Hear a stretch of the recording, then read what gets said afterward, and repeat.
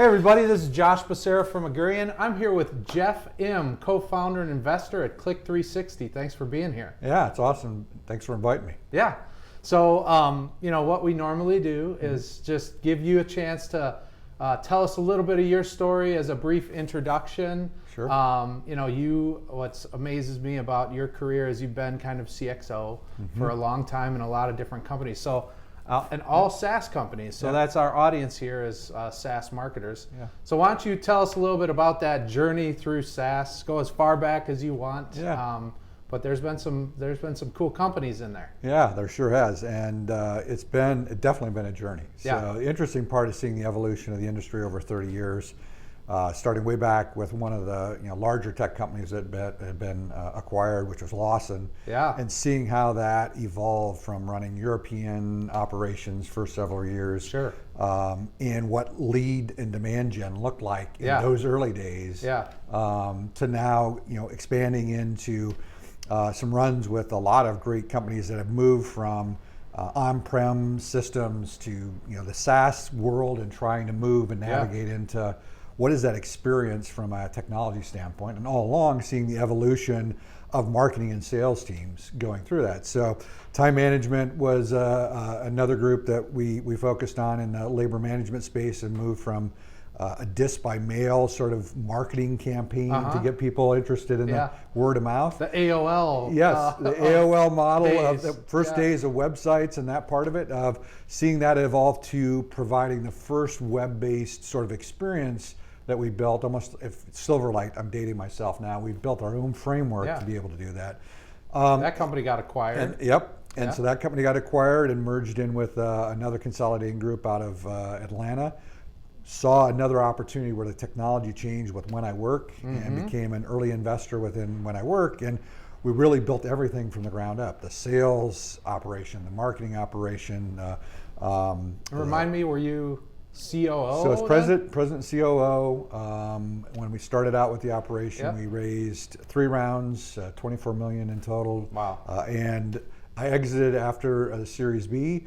As we looked at trying to get more to EBITDA and focusing on growth, and that worked because Bain Capital came in and did the acquisition last fall, which was really exciting to see something like that happen. Yeah, for sure, I can imagine. Yeah, to see that happen. From When I Worked, then it was When I Worked, Spring? so it was Sharp Spring. Yeah. So Sharp Spring was interesting. Also recently acquired. Exactly. You got a good run going here, right? So Constant Contact came in and purchased them. And what were you doing there? And so CRO, COO. Okay. So both roles, and really taking that from a standpoint, they had some really good marketing data, but not sales execution. Yeah. And so we really evolved it to really drive that part of it. And for me, it was a foray into, because we were starting what I'm doing now at that time. Okay. And actually, interestingly enough, in this story, Josh, you brought us together with the founders of the company at Click360, where I'm at now. Yeah. And that was sort of, I don't know how many years ago that was now. That was 5, over 4, breakfast yes, a long time breakfast ago. a long time ago. It's amazing what networking will do. Exactly. And so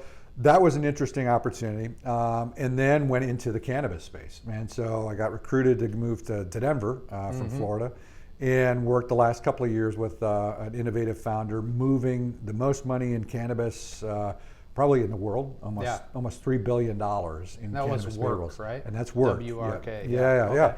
And so things started to take off with Click360, and so we decided, with COVID and everything else, we wanted to move back to the tech scene in Minnesota, and that's where we're at now. Well, it's great to have you back in Minnesota. Yes, we're excited. I know you spent some time in Florida and Denver, and now you're back here. So, it's a pretty amazing story. Always kind of at that CXO level. You've seen, operations, sales, marketing, product, finance, all of the things. Yep. So, and all in SaaS, and all in really successful SaaS that have gone on to do big things, get acquired, all these things. So, are there some learnings in there that you can share with the audience just from that experience around challenges that you see that SaaS founders might need to overcome, or just any sort of connecting of the dots that came from that experience for us? Yeah, I think some of it, when you look at where success happened and where failure didn't,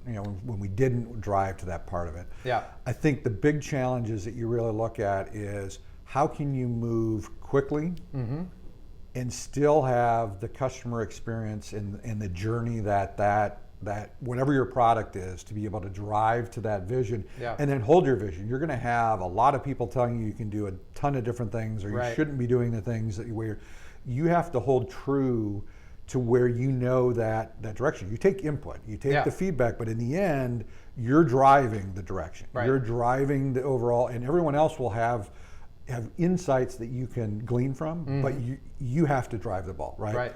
And so in each one of the different roles, when you're looking at it, the key, my discipline, and where I think I've, superpower, if you drive those things into that, is identifying where the big challenges are, and don't go, well, that's somebody else's problem. Right. Go solve the problem. Yeah.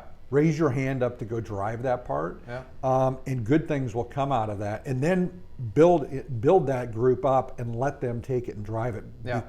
Solve the initial issues, right? Yeah. And I think that's been the big thing. I've seen challenges where companies that don't do that don't necessarily grow to the level or their potential that they could do, because either they're caught up within the minutia of the details, or leaving some of the bigger issues that are stopping the flow, especially in tech and SaaS, the drive of leads and the drive of business, and then the referral of word of mouth. That flywheel is a very non-scientific way in early stages. Sure. Right? You're driving towards some metrics, but you are reiterating and driving to change as fast as you can, and throwing the things that aren't working out the door as fast as you can as well. Yeah. Right. Well, one of the things that when we were kind of prepping for this, you talked about like product being a marketing machine, right? And that the two can't be separate. Like you can't separate really like product from marketing. So I'd love you to like elaborate a little bit more on that, because I thought that was a really interesting concept. Yeah, and I think that's one of the things, if you look at when I work and with Chad and Dan Ofelt and the founders of the company did from day one, and understanding marketing as their first love, right? Of that part of it. And I think you don't see that very often. And that was what really attracted me to both of them and the company, was I knew the base domain of the problem. They were learning the base domain of the problem and knew there was a problem and wanted to solve it.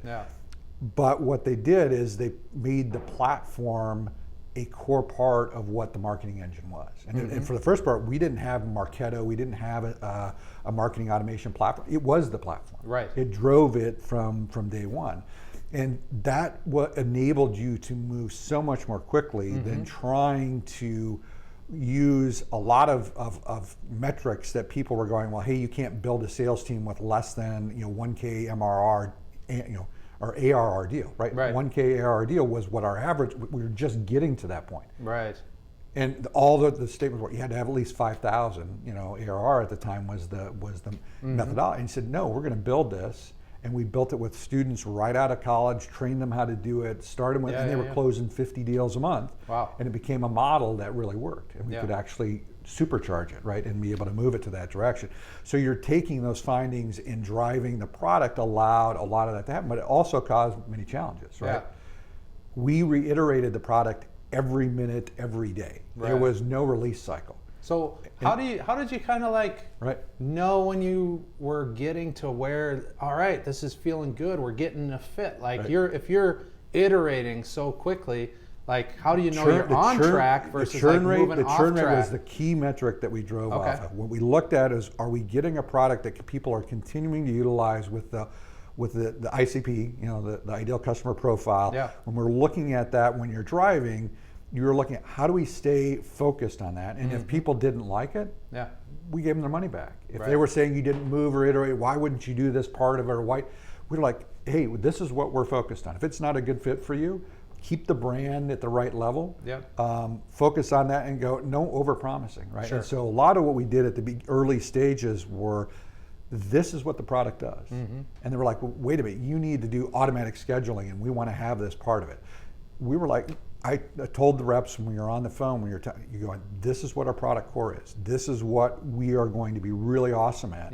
And you're going to tell every one of your customers, they're going to be about 5 things that you wish you had in the product. that we will maybe never do, Yeah. and they become non-significant issues over time. I had lots of posts when social media was starting to just get its legs in that part of the sales team at When I Work works is they told us not to buy the product. Yeah. Right? Yeah. Literally told us not to super buy transparent, right. Exactly high level of clarity and credibility. And it drove the right level of customers. It helped us fine-tune the ICP and the talk track of the team that they could feel confident, and they go, listen, they're going to come back. Yeah. And what happened was, the next thing you know, they went and tried something else for 30 days. It didn't work, and they came back and said, you were right. Right. And next thing you knew, they did their own proof statement. And when you're selling, especially when you have a challenge, when you're selling, our average MRR for a month, and was month-to-month contracts, was like $40. Sure.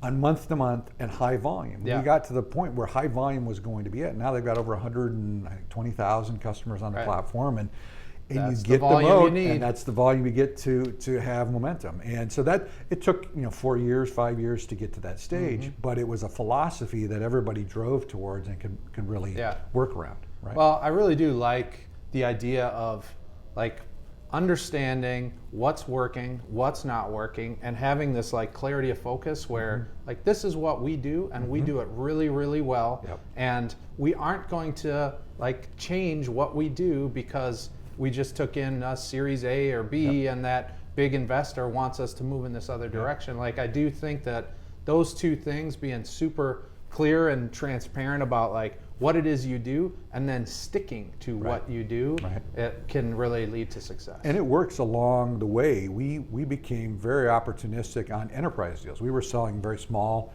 mom and pop, restaurants and hospitality customers, but we also sold customers that were using enterprise class systems that couldn't get them trained, couldn't get them implemented. Turnover killed the operational usefulness of the product. And we walked in and said, listen, you have high turnover. You have these challenges to do it. If we can solve this part of the problem, one of the biggest medical companies that's still on the platform today always wanted to have centralized configuration of their 400 sites. Yeah. Those were all challenges that they worked around to solve the problem. Right. Yeah. And so I think you're finding those innovators that want to solve that. You're finding the right customers that you can drive to a future state of the product. But they're going to help you partner to get to that point versus forcing you down a path that I did that once in a career. We did that in time management. We sold Wendy's International, which was a great partner of ours. Sure.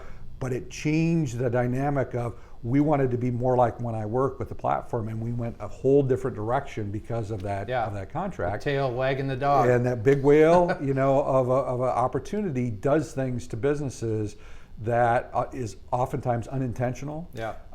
And that lens changed very much for me as we were driving to you can see that pretty clearly when it's starting to happen. You want to prevent that so that you can stay on your vision of what you want for the platform. And that's really tough for founders, right? Yeah. It's really, because that's a lot of opportunity, a lot of cash in the bank, a lot of momentum that could go down a direction. Shiny objects. Shiny object can take you down the wrong path. Yeah.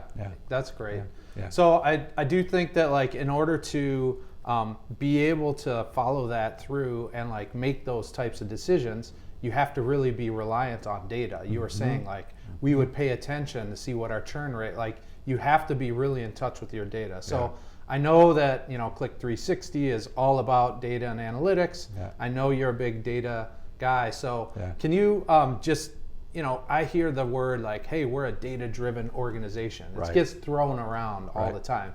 So like, what does that mean for you? Like, what is what does data-driven really mean for a business? Yeah, I think that when you're looking at the total life cycle and the journey of a customer coming through beginning to end, and looking at your ICP and your target customer, when you take data into realms and you can walk into any department and go, tell me what your 5 KPIs are that you're driving the business with, and they don't have a paper, they don't have it in front of them, they're not looking up anything, they tell you right what it is, right? And I could go into any department in a company that's really doing that.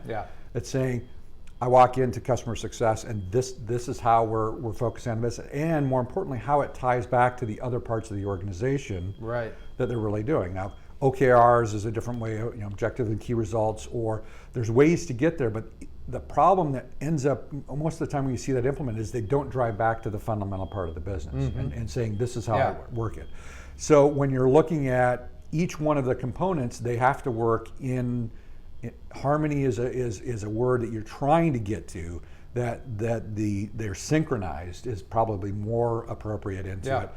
And what I found the biggest challenge we had, even when we're looking at the tools that we had and driving it, we're using Segment and a lot of the tools that are out there now that have been acquired, but Segment only gave you part of the picture. Yeah. It didn't take any consideration into what the sales team was doing at all. So when marketing was going, hey, this is what it looks like from a Segment standpoint, the sales team would get, this person's not ready to buy. Yeah. They have no intent to purchase. Right. They're just out shopping, or they just want a free trial and their boss told them to take a look at it, and all of these things that came up.